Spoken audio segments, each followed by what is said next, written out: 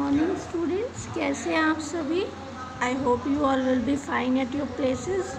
चलिए, आज हम हमारे मैथ्स का फर्स्ट चैप्टर पढ़ने वाले हैं, परिमेय संख्याएं। हमारे गणित का पहला चैप्टर है ये, परिमेय संख्याएं। आज हम इसके बारे में जानने की शुरुआत करते हैं। देखिए, सबसे पहले परिमेय संख्याएं। परिमेय संख्याएं होती क्या है, इसकी परिभाषा क्या है, हम इसको जान लेते हैं। ऐसी संख्याएं जिन्हें हम p/q के रूप में प्रदर्शित कर सकते हैं, उन सभी संख्याओं को हम परिमेय संख्याएं कहेंगे। देखिए, वो सारी संख्याएं जिन्हें हम p/q यानी कि अंश बटे हर के रूप में लिख सकते हैं, वो सब हमारी क्या कहलाएंगी, यहाँ पे परिमेय संख्याएं कहलाएंगी। यदि कब कहलाएंगी वो परिमेय संख्याएं, जिसमें p तथा q पूर्णांक होने चाहिए। पूर्णांक से आप समझ जाएंगे, क्योंकि हमने पिछली क्लासेस में पूर्णांक के बारे में पढ़ा हुआ है। पूर्णांक क्या होते हैं, सारी धनात्मक और ऋणात्मक संख्याएं। तो p और q जो है वो दोनों तो होने चाहिए पूर्णांक संख्याएं, और q is not equals to zero, यानी कि जो q है वो ज़ीरो के बराबर कभी नहीं होना चाहिए। जब ऐसी शर्तें सेटिस्फाई कर सकेंगे हम, तो हम उन संख्याओं को क्या कहेंगे, परिमेय संख्याएं कहेंगे। क्लियर है। अब देखिए, परिमेय संख्याओं के लिए कुछ फैक्ट्स हैं, उनको पढ़ लेते हैं। पहला देखिए, परिमेय संख्याएं धनात्मक, ऋणात्मक और शून्य हो सकती हैं। इसका मतलब है परिमेय संख्या का जो मान होगा वो धनात्मक भी हो सकता है, ऋणात्मक भी हो सकता है और शून्य भी हो सकता है। पर देखिए, यहाँ पे आप ये जो ज़ीरो है वैल्यू, इसको यहाँ से रिलेट नहीं करेंगे। देखिए, यहाँ क्या है, मैंने कहा आपको p/q जो होगा, जो हमारी परिमेय संख्या होगी, उसमें q ज़ीरो नहीं होगा, यानी कि जो हर का मान होगा, अंश बटे हर में हर का जो मान है वो ज़ीरो नहीं होगा।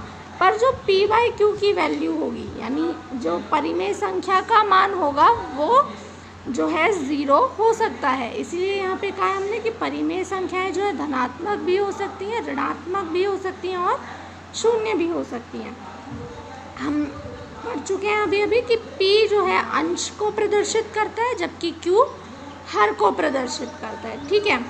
अब देखिए, यदि p तथा q के चिन्ह समान हैं, ठीक है, अगर p और q जो हमारी परिमेय संख्या में आ रहे हैं पूर्णांक, उनके चिन्ह जो हैं समान है, यानी या तो दोनों ही धनात्मक है या दोनों ऋणात्मक है। जब ऐसी स्थिति होगी तो हम उन्हें क्या कहेंगे, धनात्मक परिमेय संख्याएं, उन्हें हम कहेंगे धनात्मक परिमेय संख्याएं।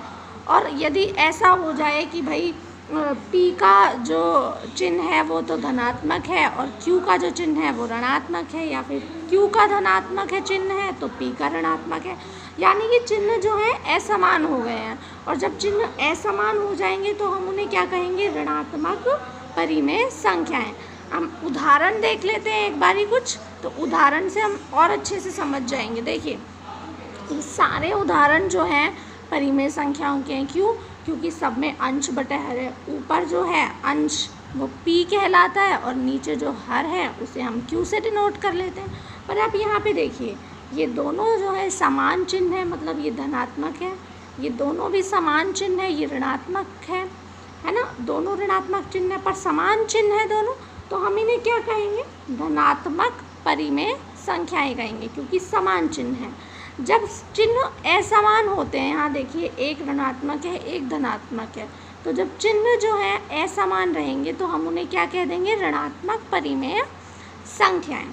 ठीक है। अब हम आगे इसमें पढ़ने वाले हैं समतुल्य परिमेय संख्याएं। देखिए, समतुल्य परिमेय संख्याएं क्या होती हैं, यदि किसी परिमेय संख्या को किसी अशून्य पूर्णांक संख्या माना m तथा n से गुणा अथवा भाग किया जाए तो प्राप्त संख्या दी गई परिमेय संख्या की समतुल्य परिमेय संख्या कहलाती है। देखो, समझना इसे कि अगर हम कोई भी एक परिमेय संख्या ले लेते हैं, ठीक है, हमारी मर्ज़ी से हमने कोई भी एक परिमेय संख्या उदाहरण के तौर पर ले ली। अब उस संख्या को किसी भी अशून्य पूर्णांक का क्या मतलब है यहाँ पे कि कोई भी पूर्णांक आप ले सकते हैं 0 के अलावा, यानी शून्य नहीं होना चाहिए। बाकी चाहे आप तो नेगेटिव वैल्यूज़ ले या फिर धनात्मक, ऋणात्मक या धनात्मक दोनों में से कोई भी पूर्णांक आप ले सकते हैं, बस शून्य नहीं हो। तो हमने कोई परिमेय संख्या ली, उसके बाद कोई भी एक पूर्णांक लिया, उस पूर्णांक को आप कुछ भी मान सकते हो, m मान लिया, n मान लिया, ठीक है। अब इस परिमेय संख्या से आपने जो पूर्णांक संख्या मानी है कोई भी, उससे या तो आप गुणा कर दीजिए या आप भाग दे दीजिए। तो जब भी आप गुणा करोगे या भाग करोगे तो जो भी आपका रिजल्ट आएगा ना, जो भी प्राप्त संख्या होगी आपकी, ठीक है, वो आपकी मानी हुई जो परिमेय संख्या है उस संख्या की समतुल्य होगी। देखिए इसे एक एग्जाम्पल्स के थ्रू अगर हम समझे तो देखते हैं किस तरीके का है ये। देखिए p/q हमारी परिमेय संख्या। अब हमने कोई संख्या ले ली m और उसको हमने दोनों तरफ गुणा कर दिया, या फिर कोई संख्या ले लेते हैं n जिसको हमने दोनों तरफ भाग दे दिया। तो होगा क्या कि p/q इसके समतुल्य होगा और p/q इसके भी समतुल्य होगा। देखो जैसे देखिए 2/3, ठीक है, 2/3 हमने ले लिया, एक रेशनल नंबर है ना, एक परिमेय संख्या हो गई हमारी 2/3, और 4 हमने कोई पूर्णांक ले लिया। अब हमने इसमें दोनों तरफ गुणा कर दिया, तो हमारे पास जो रिज़ल्ट आया, जो मान आया, वो क्या आएगा 8/12। तो हम क्या कह सकते हैं कि जो हमारे पास रिज़ल्ट आया 8/12, ये 8/12 2/3 की समतुल्य परिमेय संख्या होगी। इसी तरह से अगर हम किसी भी एक रेशनल नंबर यानी कि परिमेय संख्या में किसी भी पूर्णांक का भाग दे देते हैं तो जो हमारे पास रिज़ल्ट आएगा, हम इसके लिए भी यही बात कह सकते हैं कि 2/6 जो है 4/12 की समतुल्य परिमेय संख्या है। समझ में आया यहाँ तक? देखिए अब आगे चलते हैं हम। देखिए अब हमें आगे क्या पढ़ना है, परिमेय संख्याओं का परम या निरपेक्ष मान। हम परम मान भी कह सकते हैं और निरपेक्ष मान भी कह सकते हैं। देखिए क्या होता है ये, यदि a कोई परिमेय संख्या है, ठीक है, a जो है कोई परिमेय संख्या है, तो a के निरपेक्ष मान को हम कैसे लिख सकते हैं, इस तरीके से डिनोट कर सकते हैं, मॉड ऑफ a। इसे हम क्या कहेंगे, मॉड। ये चिन्ह होता है किसका, निरपेक्ष मान का। तो हम कोई भी एक परिमेय संख्या ले लें और उसे इस तरह से मॉड में बंद करके लिख दें तो वो क्या कहलाएगा, इसका परम मान कहलाएगा। लेकिन देखिए परम मान क्या होता है, परम मान जो होगा सदैव जो है ना वो धनात्मक होगा, मतलब कि हमेशा पॉजिटिव वैल्यू आएगी। चाहे आपके पास परिमेय संख्या नेगेटिव है तो भी उसका मान जो है धनात्मक आएगा, और अगर पॉजिटिव है तो भी, मतलब ऋणात्मक होगा तो भी धनात्मक आएगा और धनात्मक होगा तो धनात्मक आएगा ही। इसका मतलब हम ये कह सकते हैं कि जो परम मान होता है सदैव चिन्ह रहित अंक होता है। देखिए हमने चिन्ह हटा दी तो कोई भी चिन्ह जो है ना इसमें लगता नहीं है, तो हम इसे कह सकते हैं कि ये चिन्ह रहित अंक होते हैं, ठीक है। ये होता है परम मान या निरपेक्ष मान। अब हम देखेंगे परिमेय संख्याओं का मानक रूप। देखिए परिमेय संख्याओं का मानक रूप क्या होता है, यदि परिमेय संख्याओं के अंश तथा हर का मैसेप आप जानते हैं ना, महत्तम समापवर्तक होता है। तो हमने कोई परिमेय संख्या ले रखी है, हमने बोला p/q के रूप में होती है परिमेय संख्या। तो जो आप p और q है यानी अंश और हर है, अगर उन दोनों का हम में से लेते हैं और में से पे उनका एक आता है तो हम क्या कह सकते हैं कि वो जो आपने परिमेय संख्या ली है वो मानक रूप की है।